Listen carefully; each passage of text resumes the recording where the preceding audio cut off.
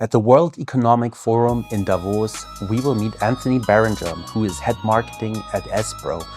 Espro is a global technology company specialized in software development and IT consulting. Espro is a scale-up which is currently expanding globally. We will talk with Anthony about Espro's plans for 26 and the challenges of growing a company globally. Anthony, thank you so much for participating. How are you today? Good, and thank you very much for having me here. It's a beautiful day. We have a beautiful view, so it's great to be here. Thanks. So what are your impressions so far from the Economic Forum? Well, it's actually my first time in Davos during the World Economic Forum, so for me, it's brand new, and just kind of be walking down the promenade, seeing all the different events that are set up, partaking in events. It's quite amazing in terms of the scale that goes on here and the amount of different people and different topics there are.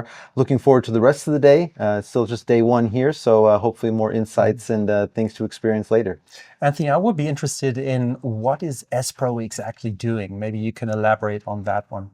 Yeah, so Espro, as you said, our DNA is a software engineering and IT consultancy.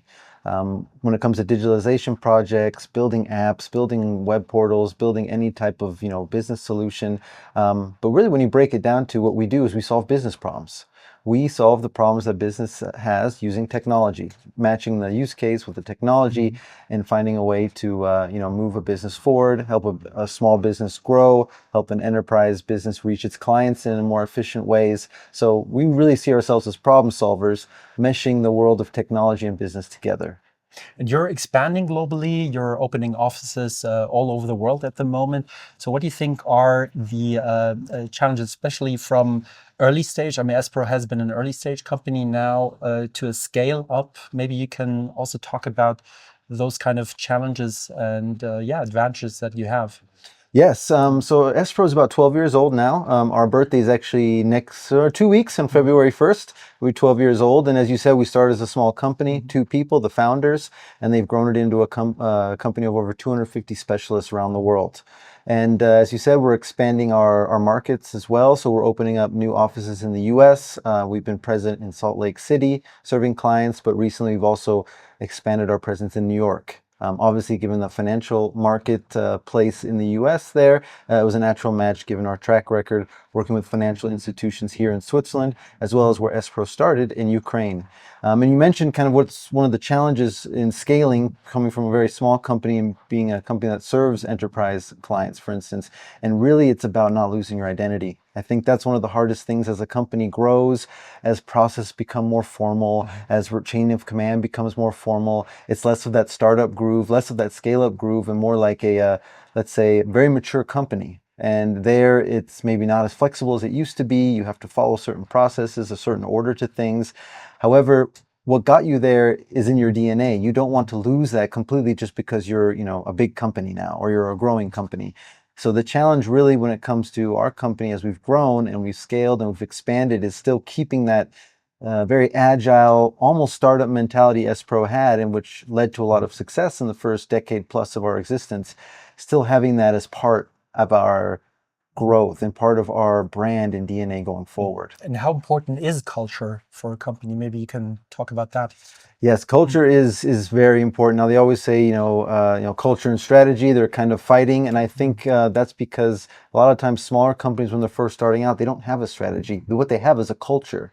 And it's the culture that got them there. It's what brings them success. And I think a lot of the times it's about turning that culture into a strategy. What made you successful, what made you to this point where you are today as a company, that's still ingrained in your DNA somewhere. That is your culture, the good and the bad. And harnessing the good parts of that, turning that into a strategy of how we can then leverage that culture, that mindset into a growth strategy is quite essential for anyone kind of transitioning through that scale up to enterprise level. And Anthony, what are the goals now for 2026 for Espro? As you said, we're expanding, we're growing. So I think that's one of our main goals is to the success that we've had with clients here in Switzerland, which we've been serving for over 10 years, especially in the US. Bringing that success, bringing that mindset in solving business problems, helping clients digitalize and succeed in a digital world, bringing that to the US and being successful in our efforts in expanding let's say, our beachhead that we've started there in the few markets I mentioned before. And Anthony, you're the head marketing for S-Pro, that means you develop the strategy, the positioning of the brand, of the product. What are the challenges? I mean, the IT market is a very competitive market globally, but also nationally. So what are the challenges? How can you position a brand and give it an edge in the market? Yes, very good question, and a very tough question that many IT marketers such as myself are faced with every day. To me, it comes down to two words: authenticity and focus. So going back to your question before about culture, I think being authentic, being true to yourself as terms of a company, the culture that you want to live and show as an example to your clients, that needs to stay there, that you can be really authentic with your messaging. Along with those lines, focus. I think the days of the software house or the IT company saying, hey, we can do anything, those are over. Because no one wants a generalist. They want a specialist. So niche is important. Niche is very important, yes. Because if you're just someone who helps everyone do everything, you're just like everybody else. Or you're just in a big pile of other companies that say that. There's nothing that differentiates you from the competition, nothing that makes you stand out. Now, obviously, if you can leverage your authenticity, your culture into a focus point that makes you stand out, all the better. So if you were a company that grew up riding the AI wave even before it became a hype, and you can prove that with a track record, and then not trying to jump on just the next hype train, but really focusing on where you can bring value.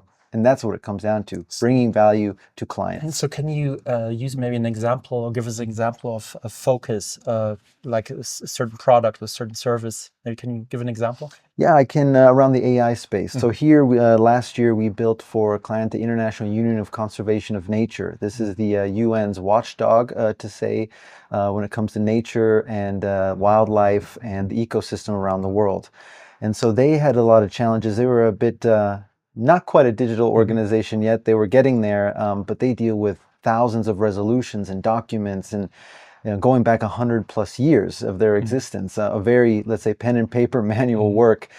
And when they're coming up with new resolutions, new regulations related to the conservatorship of nature or, UNESCO World Heritage Sites, sometimes there's conflicts.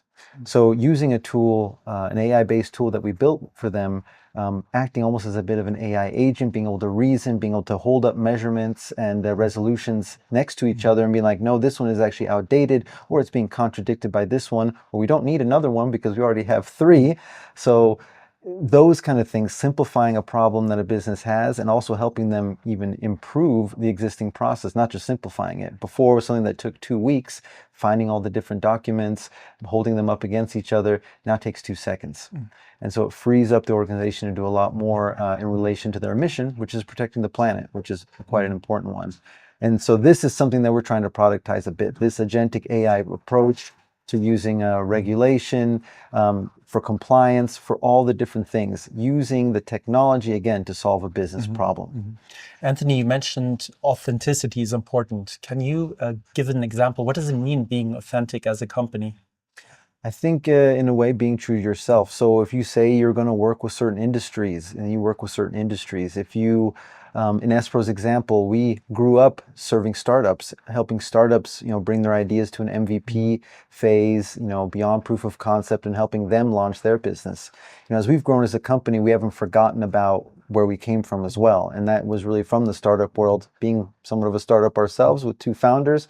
And we're still committed to serving the startup community, which is why last year we launched our Startup Talks initiative. This is a series of events in Zurich, always dealing with different topics related to startups, maybe not even tech-based. We did one about fundraising. We've done one about expanding into new markets. We've done one about pitching. We've done one about MVP development. So all the different kind of topics that are facing founders today where they might feel overwhelmed, don't know where to start. They realize there's a community that has the same challenges, and there's a place for them to exchange, talk with experts, be it from tech, be it from finance, and we're very proud that we can bring this community together. And we're looking forward to expanding our event series this year for the 2nd year, probably starting up in late winter, early spring with the next edition, and we want to really look to keep building that community. And for me, that's a good example of authenticity. You know, what we used to do, what got us to where we are, we're not going to forget that journey, because it's quite essential to us in our DNA as a company. Anthony, finally, I also have a question I always like to ask my guest is, if you were to pick a superpower, which superpower would you pick? And, next to your superpowers you already have. So I think if you would have asked me before, many years ago, I would have said flight, as many people would have said. I love to travel, so that's kind of the logical answer. Then again, when I think of traveling back to the United States, flying over the North Atlantic in just street clothes doesn't seem too comfortable. Maybe still better than flying coach, but all jokes aside, I think looking at it in a future way, I would probably say teleportation.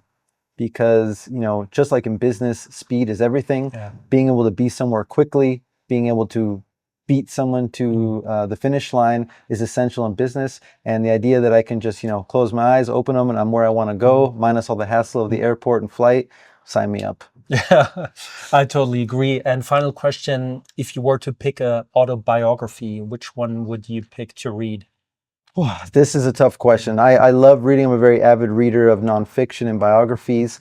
That being said, I feel that today we are so flooded by information about many of the modern, let's say, celebrities or experts out there or historical figures.